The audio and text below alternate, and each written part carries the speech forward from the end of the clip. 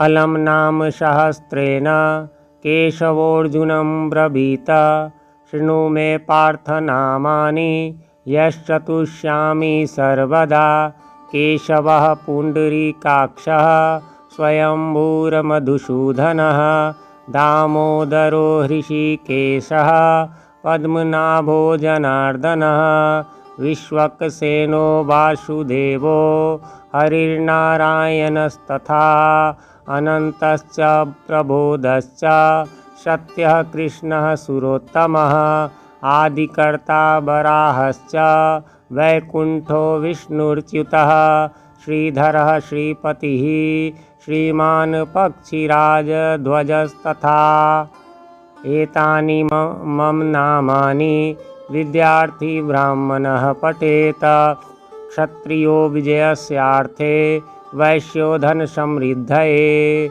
नाग्निराजभयं तस्य न चोरात् पन्नगाद्भयं राक्षसेभ्यो भयं नास्ति व्याधिभिर्नैव पीडयते। इदं नाम सहस्रं तु केशवेनोद्धृतं स्तवम् उद्धृत्य चार्जुने दत्तं युद्धे शत्रुविनाशनम्। अलम नाम सहस्रेण केशवोऽर्जुनं ब्रवीत शृणु मे पार्थ नामानि यश्चतुष्यामि सर्वदा। केशवः पुण्डरीकाक्षः स्वयंभूर्मधुसूदनः दामोदरो हृषीकेशः पद्मनाभो जनार्दनः विश्वक्सेनो वासुदेवो हरिर्नारायणस्तथा अनन्तश्च प्रबोधश्च सत्यः कृष्णः सुरोत्तमः आदिकर्ता वराहश्च वैकुण्ठो विष्णुर्च्युतः श्रीधरः श्रीपतिः श्रीमान् पक्षिराजध्वजस्तथा। एतानि मम नामानि विद्यार्थी ब्राह्मणः पठेत क्षत्रियो विजयस्यार्थे वैश्यो धनसमृद्धये। नाग्निराजभयं तस्य न चोरात् पन्नगाद्भयं राक्षसेभ्यो भयं नास्ति व्याधिभिर्नैव पीडयते। इदं नाम सहस्रं तु केशवेनोद्धृतं स्तवम् उद्धृत्य चार्जुने दत्तं युद्धे शत्रुविनाशनम्। अलम नाम सहस्रेण केशवोऽर्जुनं ब्रवीत शृणु मे पार्थ नामानि यश्चतुष्यामि सर्वदा। केशवः पुण्डरीकाक्षः स्वयंभूर्मधुसूदनः दामोदरो हृषीकेशः पद्मनाभो जनार्दनः विश्वक्सेनो वासुदेवो हरिर्नारायणस्तथा अनन्तश्च प्रबोधश्च सत्यः कृष्णः सुरोत्तमः आदिकर्ता वराहश्च वैकुण्ठो विष्णुर्च्युतः श्रीधरः श्रीपतिः श्रीमान् पक्षिराजध्वजस्तथा। एतानि मम नामानि विद्यार्थी ब्राह्मणः पठेत क्षत्रियो विजयस्यार्थे वैश्यो धनसमृद्धये। नाग्निराजभयं तस्य न चोरात् पन्नगाद्भयं राक्षसेभ्यो भयं नास्ति व्याधिभिर्नैव पीडयते। इदं नाम सहस्रं तु केशवेनोद्धृतं स्तवम् उद्धृत्य चार्जुने दत्तं युद्धे शत्रुविनाशनम्। अलम नाम सहस्रेण केशवोऽर्जुनं ब्रवीत शृणु मे पार्थ नामानि यश्चतुष्यामि सर्वदा। केशवः पुण्डरीकाक्षः स्वयंभूर्मधुसूदनः दामोदरो हृषीकेशः पद्मनाभो जनार्दनः विश्वक्सेनो वासुदेवो हरिर्नारायणस्तथा अनन्तश्च प्रबोधश्च सत्यः कृष्णः सुरोत्तमः आदिकर्ता वराहश्च वैकुण्ठो विष्णुर्च्युतः श्रीधरः श्रीपतिः श्रीमान् पक्षिराजध्वजस्तथा। एतानि मम नामानि विद्यार्थी ब्राह्मणः पठेत। क्षत्रियो विजयस्यार्थे वैश्यो धनसमृद्धये। नाग्निराजभयं तस्य न चोरात् पन्नगाद्भयं। राक्षसेभ्यो भयं नास्ति व्याधिभिर्नैव पीडयते। इदं नाम सहस्रं तु केशवेनोद्धृतं स्तवम्। उद्धृत्य चार्जुने दत्तं युद्धे शत्रुविनाशनम्। अलं नाम सहस्रेण केशवोऽर्जुनं ब्रवीत। शृणु मे पार्थ नामानि यश्चतुष्यामि सर्वदा। केशवः पुण्डरीकाक्षः स्वयंभूर्मधुसूदनः। दामोदरो हृषीकेशः पद्मनाभो जनार्दनः। विश्वक्सेनो वासुदेवो हरिर्नारायणस्तथा। अनन्तश्च प्रबोधश्च सत्यः कृष्णः सुरोत्तमः। आदिकर्ता वराहश्च वैकुण्ठो विष्णुर्च्युतः। श्रीधरः श्रीपतिः श्रीमान् पक्षिराजध्वजस्तथा।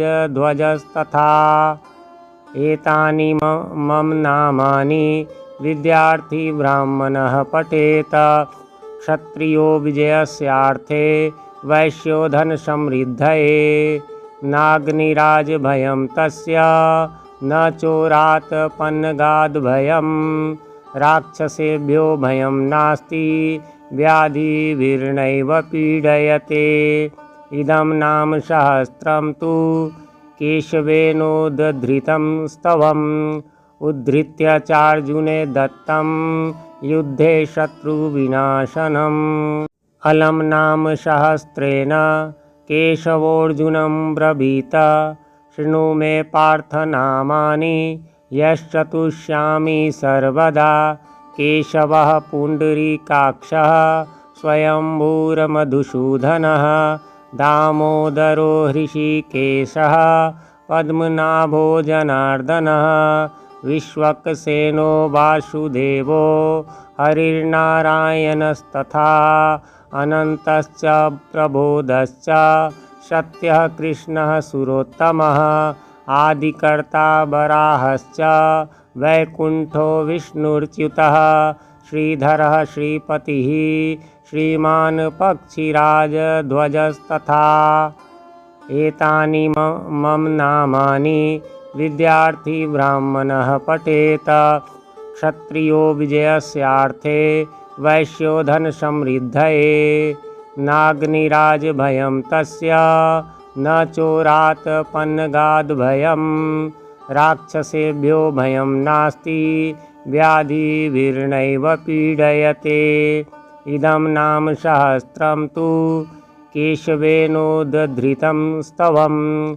उद्धृत्य चार्जुने दत्तं युद्धे शत्रुविनाशनम्। अलं नाम सहस्रेण केशवोऽर्जुनं ब्रवीत। शृणु मे पार्थ नामानि यश्चतुष्यामि सर्वदा। केशवः पुण्डरीकाक्षः स्वयंभूर्मधुसूदनः। दामोदरो हृषीकेशः पद्मनाभो जनार्दनः। विश्वक्सेनो वासुदेवो हरिर्नारायणस्तथा। अनन्तश्च प्रबोधश्च सत्यः कृष्णः सुरोत्तमः। आदिकर्ता वराहश्च वैकुण्ठो विष्णुर्च्युतः। श्रीधरः श्रीपतिः श्रीमान् पक्षिराजध्वजस्तथा। एतानि मम नामानि विद्यार्थी ब्राह्मणः पठेत। क्षत्रियो विजयस्यार्थे वैश्यो धनसमृद्धये। नाग्निराजभयं तस्य न चोरात् पन्नगाद्भयं। राक्षसेभ्यो भयं नास्ति व्याधिभिर्नैव पीडयते। इदं नाम सहस्रं तु केशवेनोद्धृतं स्तवम्। उद्धृत्य चार्जुने दत्तं युद्धे शत्रुविनाशनम्। अलं नाम सहस्रेण केशवोऽर्जुनं ब्रवीत शृणु मे पार्थ नामानि यश्चतुष्यामि सर्वदा। केशवः पुण्डरीकाक्षः स्वयंभूर्मधुसूदनः दामोदरो हृषीकेशः पद्मनाभो जनार्दनः विश्वक्सेनो वासुदेवो हरिर्नारायणस्तथा अनन्तश्च प्रबोधश्च सत्यः कृष्णः सुरोत्तमः आदिकर्ता वराहश्च वैकुण्ठो विष्णुर्च्युतः श्रीधरः श्रीपतिः श्रीमान् पक्षिराजध्वजस्तथा। एतानि मम नामानि विद्यार्थी ब्राह्मणः पठेत क्षत्रियो विजयस्यार्थे वैश्यो धनसमृद्धये।